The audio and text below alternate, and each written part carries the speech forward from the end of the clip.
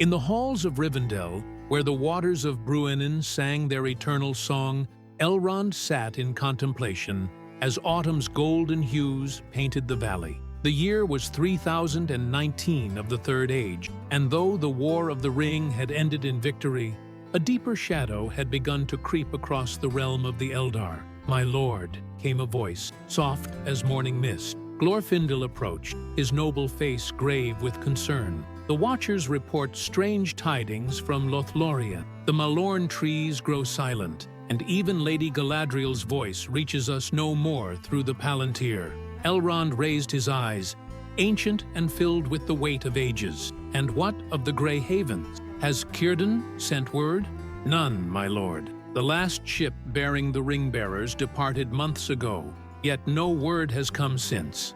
Glorfindel paused, his hand resting upon the hilt of his blade.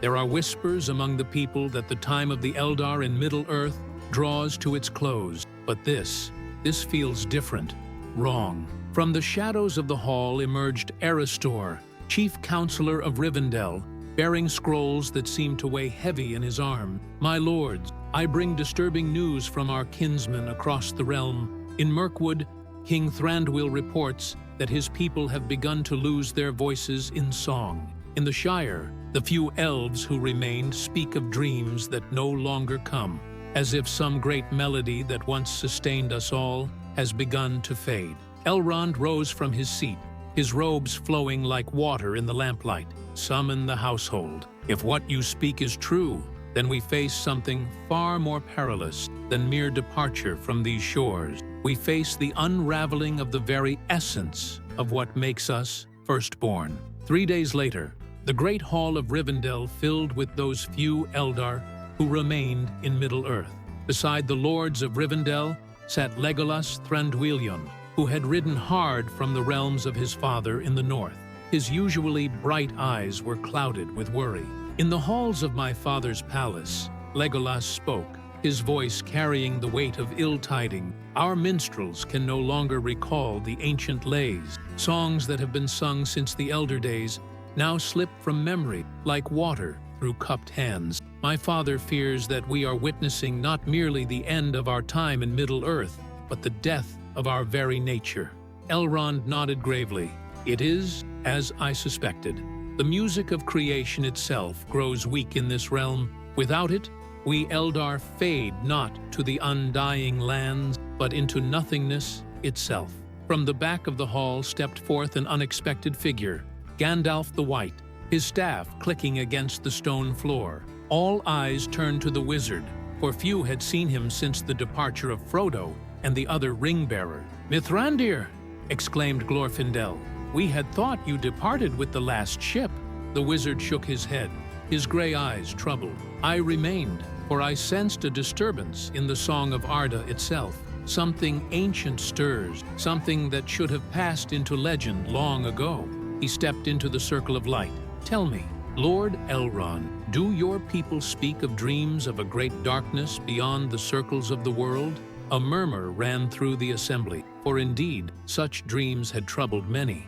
Elrond's face grew pale. "You speak of things that should not be named lightly, Gandalf. What do you know?"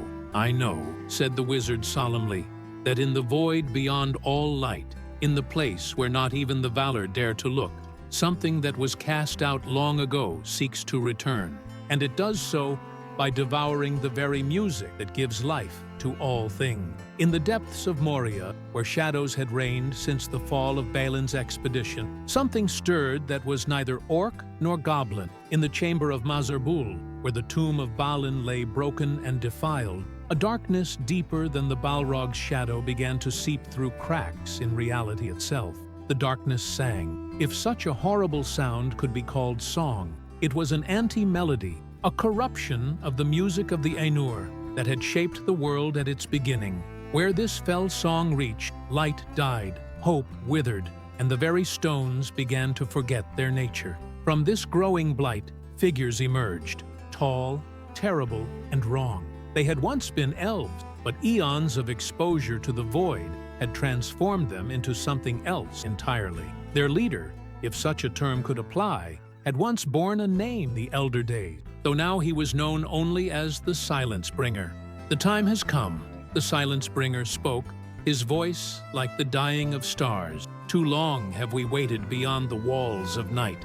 The music grows weak, and through its failing notes, we shall return to claim what was denied us in the beginning. Behind him stood others of his kind, the voiceless ones, elves who had followed Melkor's discord so completely that they had been cast beyond the boundaries of existence itself. Now, as the power of the Valor waned in Middle-earth and the Eldar prepared to depart, cracks appeared in the barriers that held them at bay. "Send forth the hunting parties," commanded the Silence Bringer. "Seek out those who still sing the old songs. Their voices shall be silent, and their music shall feed our return.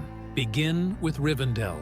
Its songs have ever been the strongest." The first attack came at dawn, when the light of Arundel's star still shone faintly in the western sky. Elrond stood upon his balcony, gazing toward the misty mountain, when he felt it, a wrongness in the air, as if the very fabric of the morning had been torn. "Guards to the borders!" he called, his voice ringing clear through the valley.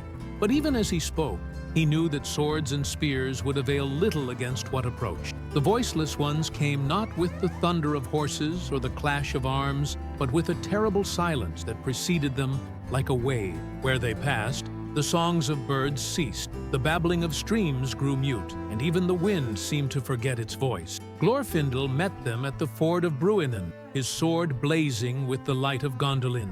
"Back!" he cried, his voice carrying the power of the elder days. "You shall not pass while any of the firstborn draw breath." The leading figure, tall, pale, and terrible, turned eyes like empty stars upon him. When it spoke, its voice was the sound of ending. "Glorfindel the Golden, slayer of Balrogs, your light grows dim.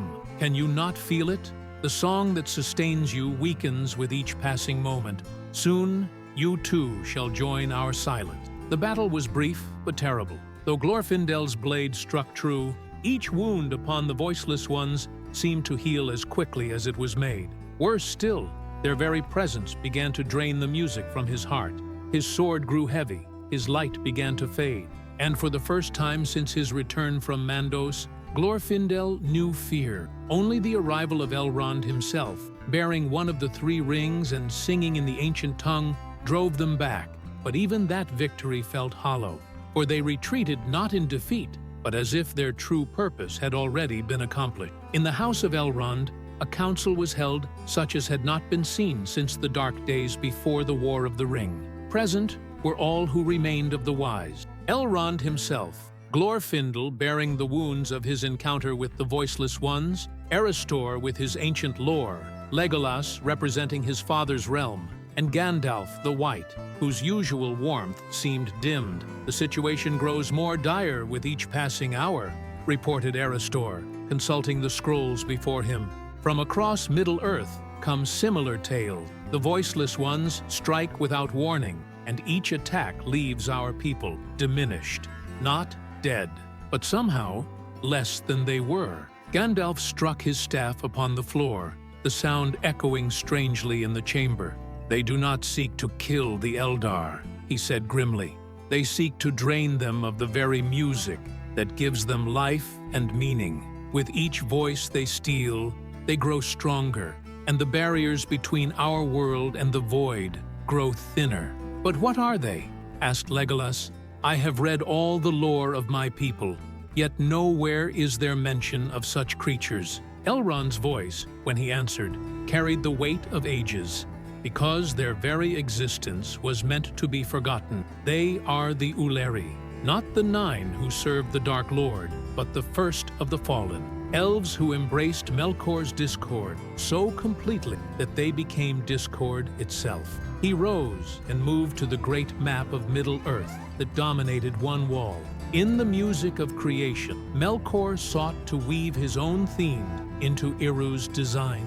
Most who followed him were merely led astray, but a very few, made discord the very core of their being. When Melkor was finally cast into the void, they went with him, for they could exist nowhere else. "Then how do they return now?" pressed Glorfindel. his hand unconsciously moving to the wounds that would not heal. Gandalf answered, his voice heavy with foreboding. Because the music of Middle-earth grows weak, the Eldar depart, the Ents dwindle, magic fades from the world. In this silence, their anti-song finds purchase, and through it, they claw their way back into existence. As the council debated their course of action, an unexpected visitor arrived at the gates of Rivendell. She was an elf maiden, but unlike any seen in the valley for many years. Her hair was silver white like starlight. Her eyes held depths that spoke of the elder days, and about her was an aura of such ancient power that even Elrond rose to greet her.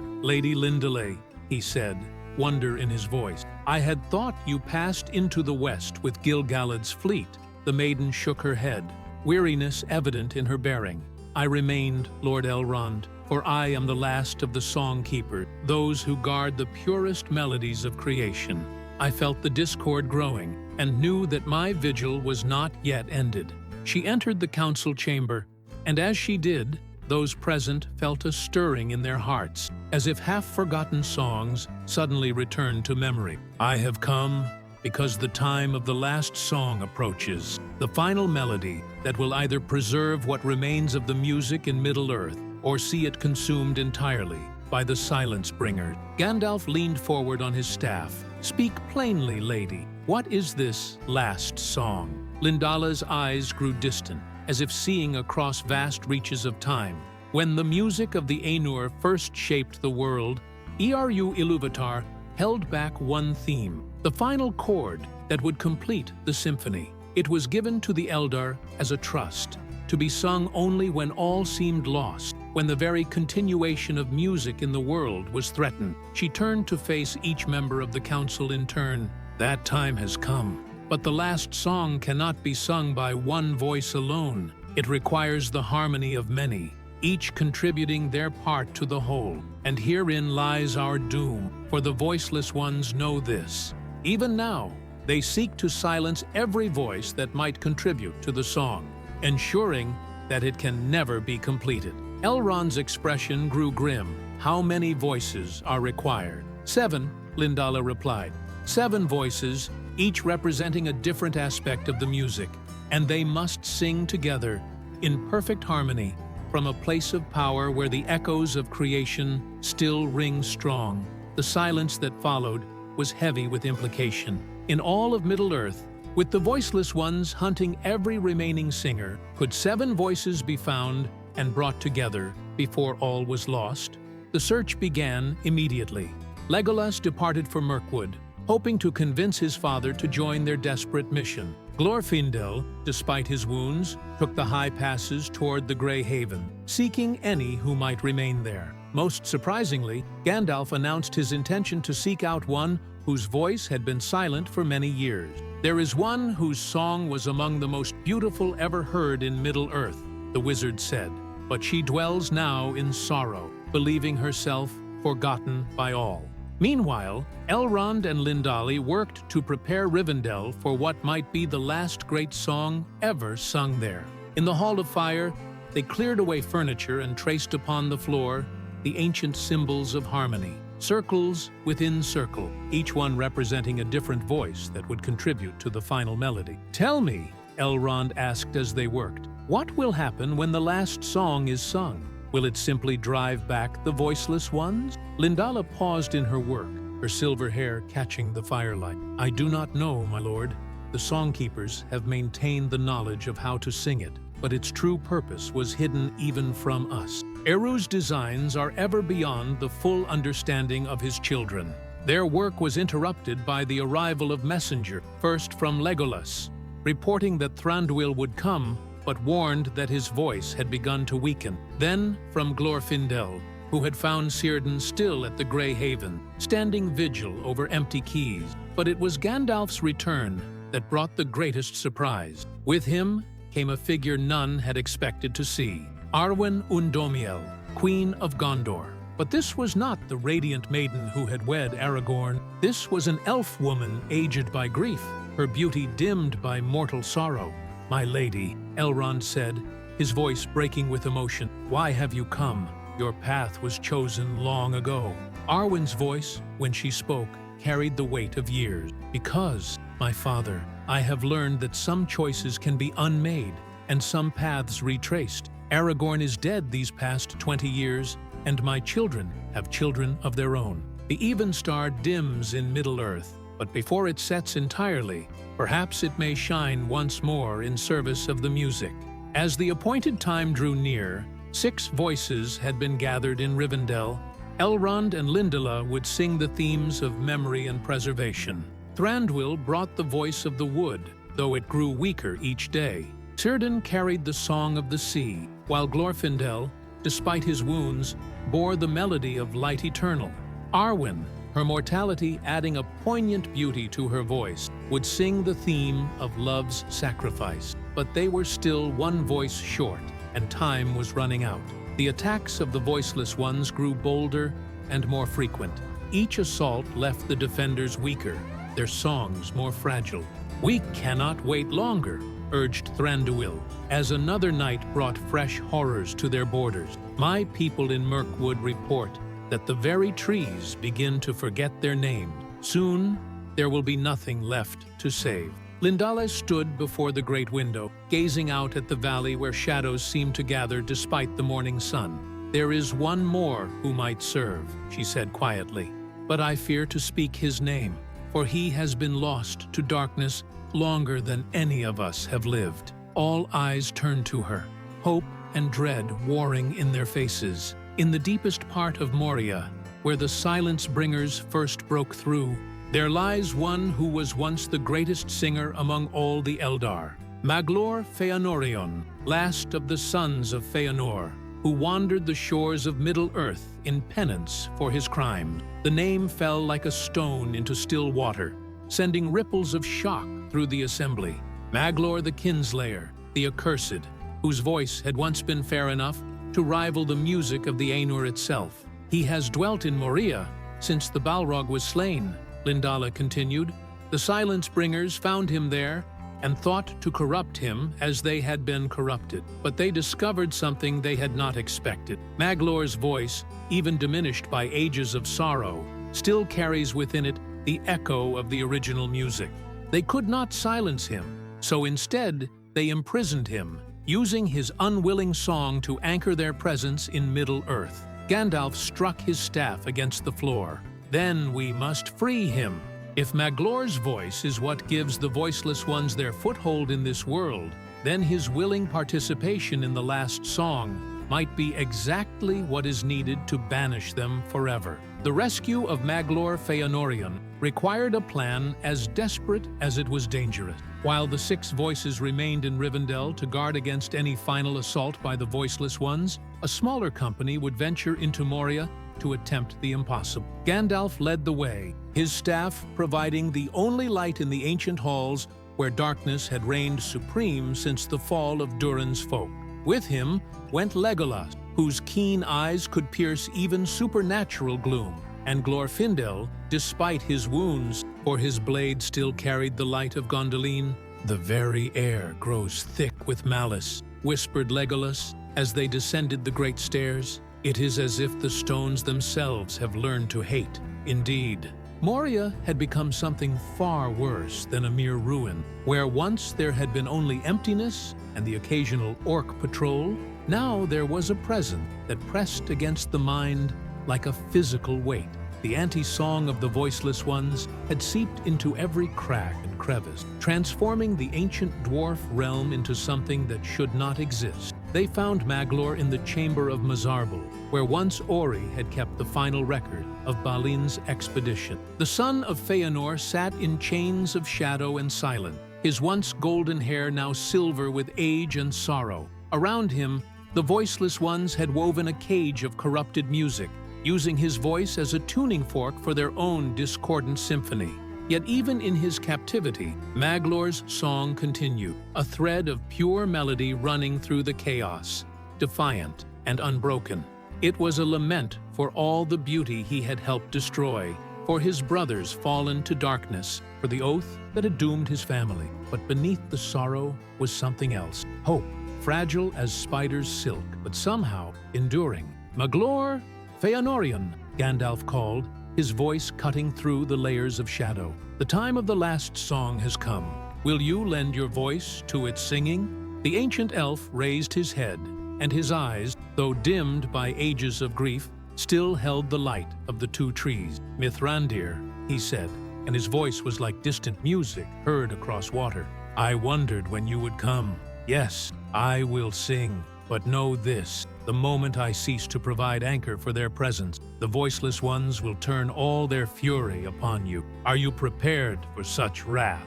The battle in the depths of Moria was unlike any fought before in Middle-earth. As Gandalf began the work of breaking Maglor's bonds, the very foundations of the mountain began to shake. The Silence-bringer himself materialized from the darkness, his form terrible beyond description, tall as a tree, dark as the void between stars, and surrounded by an aura that made hope itself seem like a forgotten dream. You cannot have him, the creature spoke, its voice the sound of songs dying. His melody sustains us. Without it, we fade back into the nothingness beyond the circles of the world. Glorfindel stepped forward, his sword blazing with renewed light. Then fade you shall, creature of discord. The music of creation will not be silenced while any of the firstborn draw breath.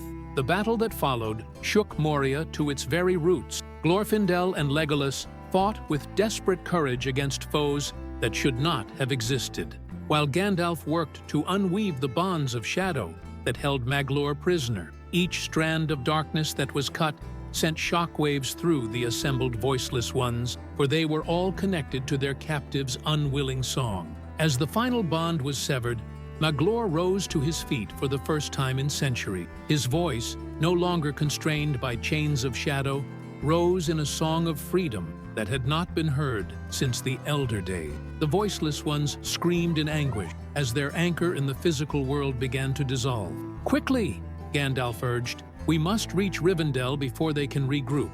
Without Maglor's song to sustain them, they will pour all their remaining strength into one final assault. As they fled through the crumbling halls of Moria, behind them rose a sound like the ending of the world, the death cry of creatures that should never have been, as they felt themselves being pulled back into the void from whence they came. In Rivendell, the seven voices gathered as the sun set on what might be the final day of music in Middle-earth. The voiceless ones, driven to desperation by the loss of their anchor, had begun a final assault that made their previous attacks seem like mere shadows. The very air around the valley grew thick and oppressive. Birds fell silent in mid-song, streams gurgled and died, and even the wind seemed to hold its breath. At the borders of the hidden realm, darkness gathered. Not the clean darkness of night, but the corrupt emptiness that existed before the first word of the music was sung. In the Hall of Fire, the seven singers took their places within the ancient circle. Lindale stood at the center, her role to weave together all the separate themes into one unified song. Around her, each of the others found their place according to their voice and nature. Remember, Lindale called, as the shadows pressed closer to the very walls of the house. This is not merely a song of power, but a song of completion. Each voice must ring true. Each heart must be wholly committed, or all will fail. Elrond began, his voice carrying the theme of memory, the song of all that had been beautiful in Middle-earth, all that was worth preserving for future ages. His melody was rich and complex, woven from thousands of years of joy and sorrow, triumph and loss. Thranduil joined him, adding the voice of growing thing, the rustle of leaves, the creaking of branches, the slow, patient song of trees that had watched civilizations rise and fall. Though his voice was weaker than it once had been, it carried the authentic power of the wood. Círdan's voice rose next, bringing the eternal song of the sea, waves upon shore, tides turning, the endless journey of water from sky to earth and back again. His was the voice of continuity, of cycles that endured beyond the rise and fall of kingdom. Glorfindel, despite his wound, sang the melody of light, not just the light of sun and star, but the inner light that drove back despair, the courage that kindles in hearts when all seems lost. His voice blazed like a banner in the growing darkness. Arwen's contribution was perhaps the most poignant, the theme of love's sacrifice, the song of mortal and immortal entwined, of choices made for the sake of others, of beauty that blazes bright before it fades. Her voice, touched by mortality, added a heart-rending sweetness to the growing harmony. Then Maglor began to sing, and all present understood why his voice had once been counted the fairest among the Eldar. His theme was redemption, the song of sorrow transformed into wisdom, of guilt become understanding, of darkness turned toward light. It was the voice of one who had walked in shadow and found his way back to the music. Finally, as the 6 voices wove together in harmony, more beautiful than any heard since the world began, Lindal raised her own voice in the theme that bound all others together, the song of hope eternal, the promise that though shadows might fall and voices might fade, the music itself would endure beyond the ending of all things. As the last song rose to its crescendo, the assault of the voiceless ones reached its peak. The walls of Rivendell groaned under the pressure of their anti-music, and cracks began to appear in the very fabric of reality. Yet the 7 voices sang on, their harmony growing stronger even as the darkness pressed closer. Then, as the song reached its climax, something unexpected happened. From beyond the circles of the world, a new voice joined the chorus, vast, ineffable, and filled with power beyond measure. It was Eru Ilúvatar himself, adding his voice to complete the symphony that had begun at the creation of the world. The effect was immediate and overwhelming. The last song, now complete with its creator's participation, swept outward from Rivendell like a wave of pure harmony. Where it touched the voiceless ones, they simply ended.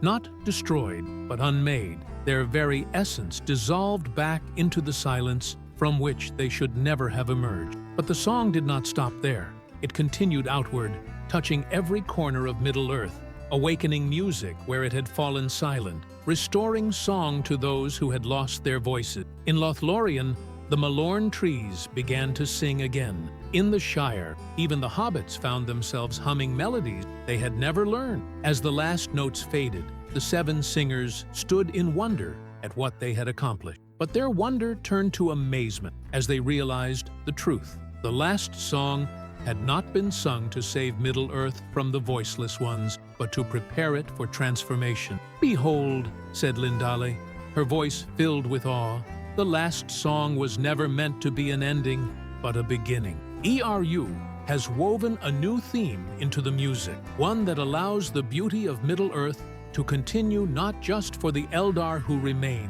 but for all who dwell here." Indeed, as they watched, the very nature of the realm began to change. The barriers between mortal and immortal, between the fading and the eternal, began to dissolve. Men who had lived with honor found their years extended beyond mortal span. Elves who had chosen to remain in Middle-earth discovered that they need not fade, for the music now sustained them in a new way. And at the center of it all, the 7 singers felt themselves changed as well.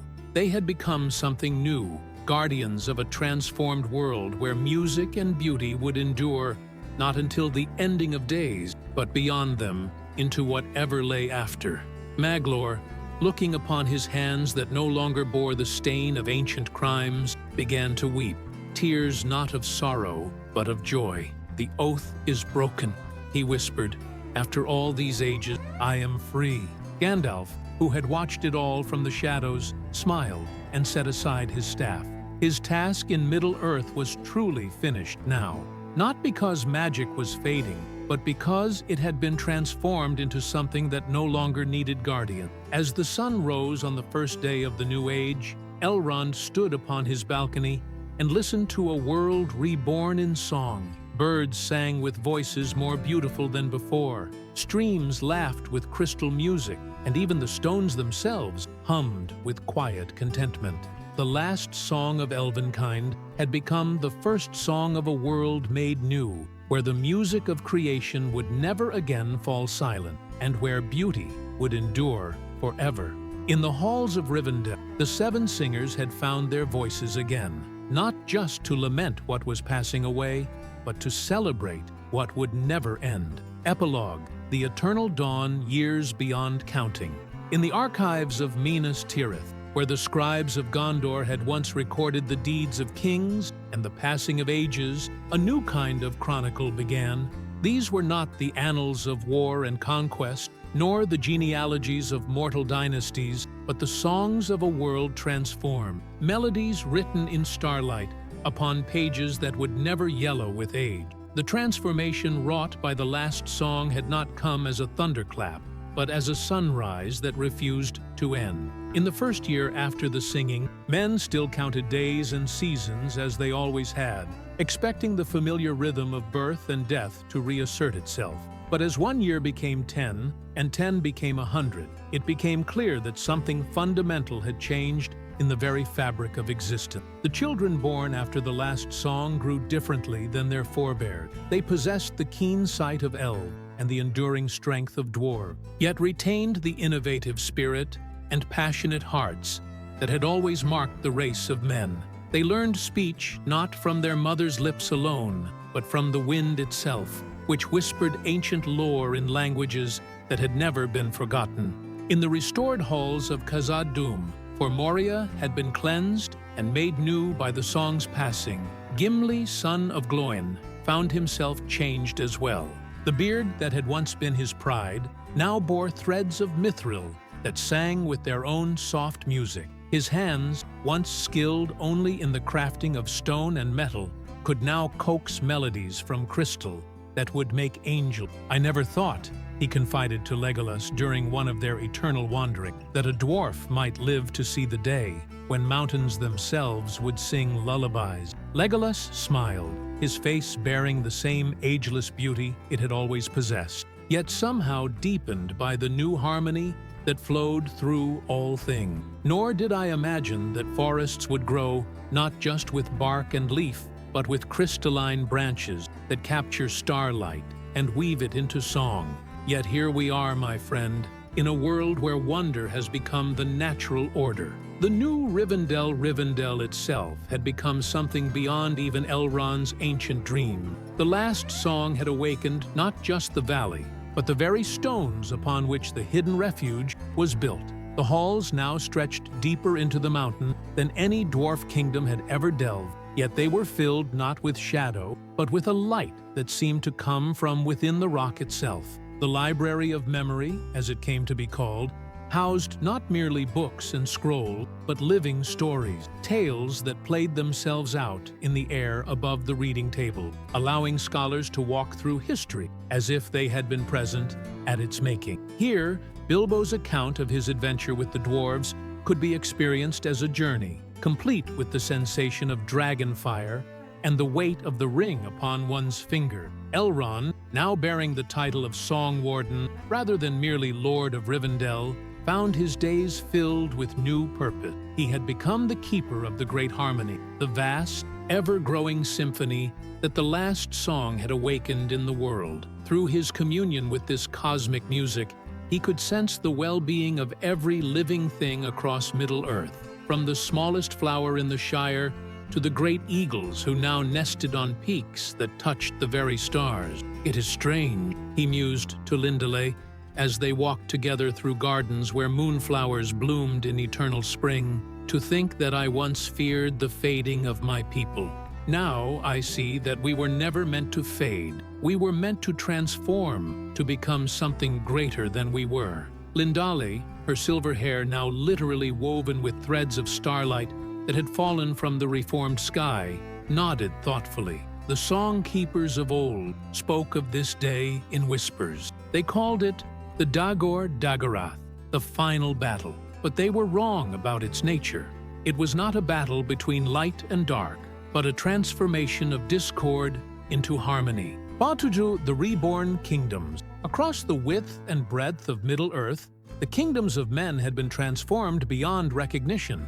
Gondor's white towers now reached heights that would have been impossible in the old world, their stones singing with crystalline voices that could be heard from leagues away. The city's fountains flowed not merely with water, but with liquid light that nourished both body and spirit. King Elisar's line continued, but the crown no longer passed through death and inheritance. Instead, when one king felt the call to lay down his burden, he would simply step into the song itself, becoming part of the eternal harmony that guided the realm. His successor would be chosen not by blood or conquest, but by the music that recognized the worthiest heart.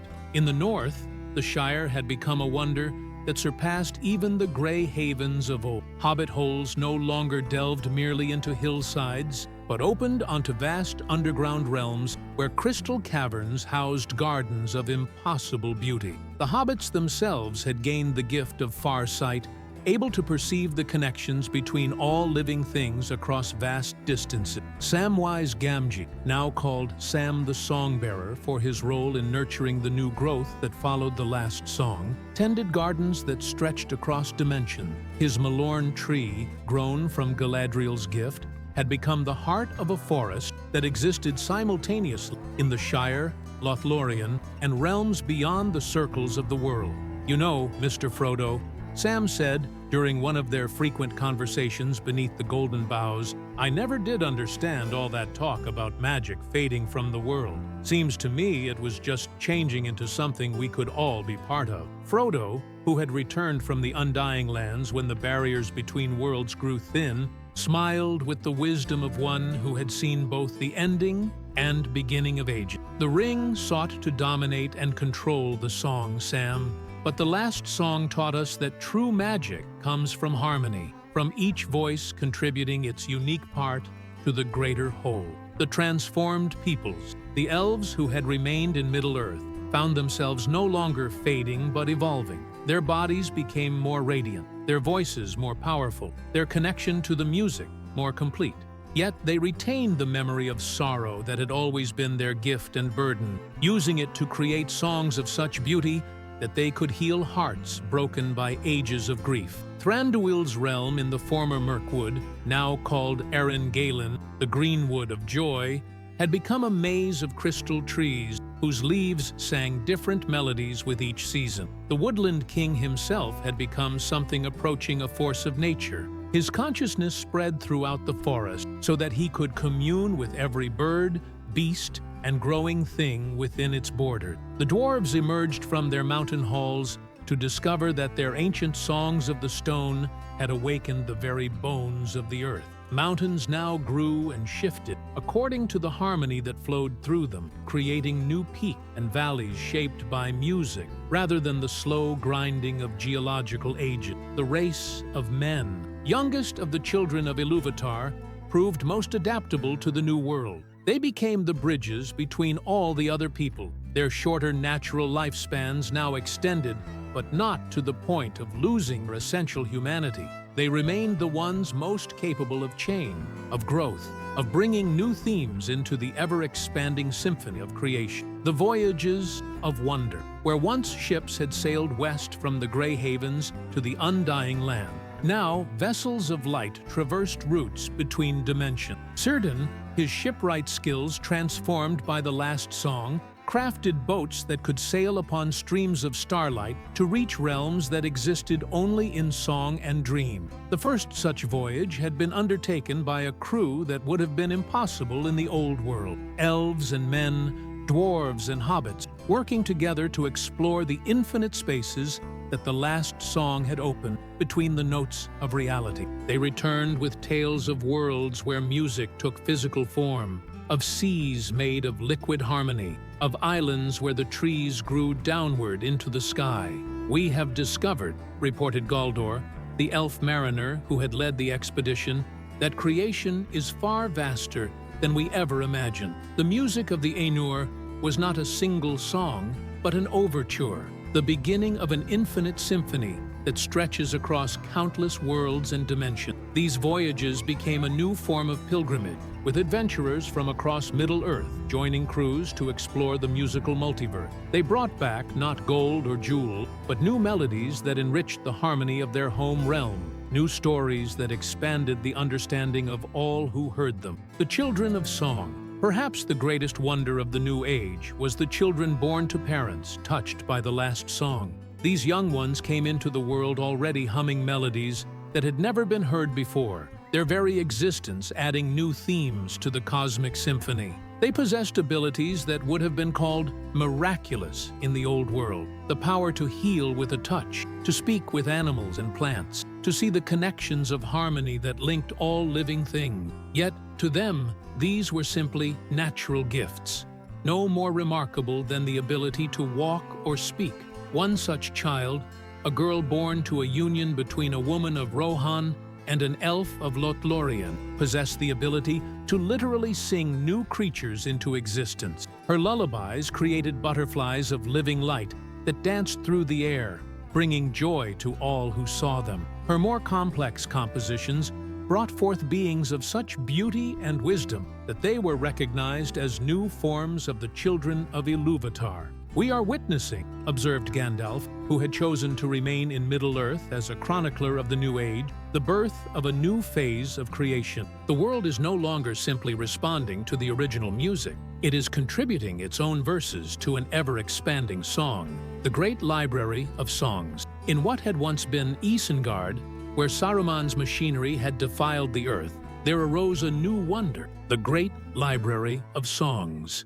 This was not merely a repository of knowledge, but a living archive where every melody that had ever been sung in the reformed world was preserved in crystalline matrices that could replay them with perfect fidelity. Visitors to the library could experience not just the sound of these songs, but the emotions and memories of those who had first sung them. The lament of the last orc to find redemption, the wedding song of the first dwarf-elf marriage, the victory chant of Hobbit who had learned to fly on wings of song, all were preserved here for future generations to study and experience. The librarians were a new order of scholars who combined the memory-keeping traditions of the elves with the innovative curiosity of men and the meticulous craftsmanship of dwarves. They were led by Ori, the dwarf who had perished in Moria but had been restored to life by the last song, his death having given him a unique understanding of the transition between existence and the music beyond. Every song tells a story. Ori explained to visitors as he guided them through halls where crystalline walls hummed stored melody. And every story adds to our understanding of the great tapestry that creation has become. We are no longer merely the audience for Eru's symphony. We have become composer in our own right. The return of the lost one, of the most profound effects of the last song, was the return of those who had been lost to shadow and despair. From the depths of time and darkness, voices that had been silenced began to sing again. The first to return were the Entwives, called back from whatever distant lands had hidden them, their songs of growing things weaving harmonies with their long-separated husbands. Fangorn Wood became a place of such joy that even the stones sang lullabies. Treebeard, reunited with his beloved Fimbrathil, learned new songs that could accelerate the growth of forests across entire continent. Their offspring, Entings born from the harmony of their reunion, possessed the ability to sing life into barren wasteland, transforming deserts into gardens within a single season. More surprising still was the return of those orcs and goblins who had retained enough of their original nature to respond to the call of the music. Not all returned. Many had been too deeply corrupted by the discord of their creation. But those who did found themselves transformed, their twisted forms gradually healing as they learned to contribute their voices to the greater harmony. The first orc to be fully restored was named Gosh, and his transformation became a legend told throughout the New World. His voice, initially a harsh croak from centuries of discord, gradually became a bass note of such depth and power that mountains would echo his songs for days after he had passed. He became a wandering minstrel, teaching other former servants of darkness how to find their place in the music. The new calendars. Time itself flowed differently in the world remade by song. The old calendars became obsolete as seasons followed the rhythm of the great harmony, rather than the mechanical rotation of celestial bodies. Spring came when the symphony called for themes of growth and renewal. Autumn arrived when the music turned to melodies of harvest and reflection. The Festival of First Song became the most celebrated day of each cycle, marking the anniversary of the last song that had transformed the world. On this day, all the peoples of Middle-earth would gather in their communities to add their voices to a planet-wide chorus that could be heard across dimensions. During one such festival, as millions of voices joined in harmonies that made the very stars dance in the sky, a message was received from the undying lands. The Valar themselves sent word that the music had grown so powerful in Middle-earth that it was beginning to influence the timeless halls where Eru Ilúvatar dwelt. "You have succeeded beyond our highest hopes," came the message, carried on beams of light that spoke with the voice of Varda herself. The discord that once threatened to tear apart the very foundations of creation has been transformed into a harmony so perfect that it resonates through all the spheres of existence. The end that was a beginning. As the eons passed, though time had lost much of its meaning in a world where death was no longer certain, the inhabitants of Middle-earth began to understand the true purpose of their transformation. They were not merely living in a paradise restored, but serving as the foundation for something greater still. The music that flowed through their world had become a beacon that reached across the void to other creations, other worlds where the children of Ilúvatar might dwell. Their songs were becoming the bridges that would eventually unite all of Eru's works into a single cosmic symphony. In the highest tower of Minas Tirith, now a spire of crystal that reached beyond the atmosphere, the 7 singers who had performed the last song continued their work. No longer bound by individual identity, they had become aspects of a greater consciousness that guided the musical evolution of their world. Maglor, freed at last from the weight of his ancient crimes, had become the voice of redemption, teaching others how to transform their darkest moments into contributions to the greater light. His songs echoed through the halls of time itself, offering hope to any who had lost their way in the labyrinth of existence. Elrond served as the memory keeper, ensuring that the lessons of the past were preserved even as the world transformed beyond recognition. Through his consciousness flowed the experiences of every being who had ever lived in Middle-earth, their joys and sorrows alike, contributing to the wisdom that guided future growth. Arwen had become the bridge between worlds, her mortal nature allowing her to maintain connections with realms where death still held sway. Through her, comfort was offered to those still trapped in cycles of ending and beginning, showing them that transformation rather than destruction was possible. And at the center of it all, Lindala continued as the weaver of harmony.